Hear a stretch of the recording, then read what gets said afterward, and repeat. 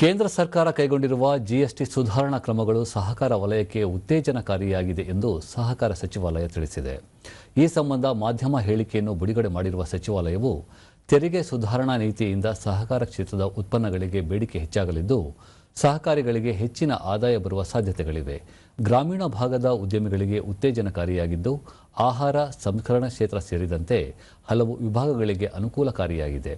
ದೇಶಾದ್ಯಂತ ಸಾವಿರಾರು ಕುಟುಂಬಗಳಿಗೆ ಜೀವನೋಪಾಯಕ್ಕಾಗಿ ಇದರಿಂದ ಅನುಕೂಲವಾಗುತ್ತದೆ ಎಂದು ಹೇಳಿಕೆಯಲ್ಲಿ ತಿಳಿಸಲಾಗಿದೆ. ಕೃಷಿ ಕ್ಷೇತ್ರಕ್ಕೂ ತೆರಿಗೆ ಸುಧಾರಣಾ ನೀತಿಯಿಂದ ಸಾಕಷ್ಟು ಅನುಕೂಲವಾಗುತ್ತಿದ್ದು, 10 ಕೋಟಿಗೂ ಹೆಚ್ಚು ಹಾಲು ಉತ್ಪಾದಕರಿಗೆ ಸಹಕಾರಿಯಾಗಲಿದೆ. ಕೃಷಿ ಮತ್ತು ಪಶುಸಂಗೋಪನೆ ವಲಯಕ್ಕೂ ಇದರಿಂದ ಹೆಚ್ಚಿನ ಉತ್ತೇಜನ ದೊರೆಯಲಿದೆ. ಸಣ್ಣ ಮತ್ತು ಅತಿ ಸಣ್ಣ ರೈತರ ಜೀವನ ಮಟ್ಟ ಸುಧಾರಣೆಗೆ ಇದರಿಂದ ಅನುಕೂಲವಾಗಲಿದೆ. ಹಾಲು ಮತ್ತು ಪನ್ನೀರ್ ಮೇಲಿನ ಜಿಎಸ್ಟಿ ತೆರಿಗೆಯನ್ನು ಶೂನ್ಯಕ್ಕೆ ಇಳಿಸಿರುವುದರಿಂದ ಗ್ರಾಹಕರಿಗೂ ಸಹ ಸಹಕಾರಿಯಾಗಲಿದೆ.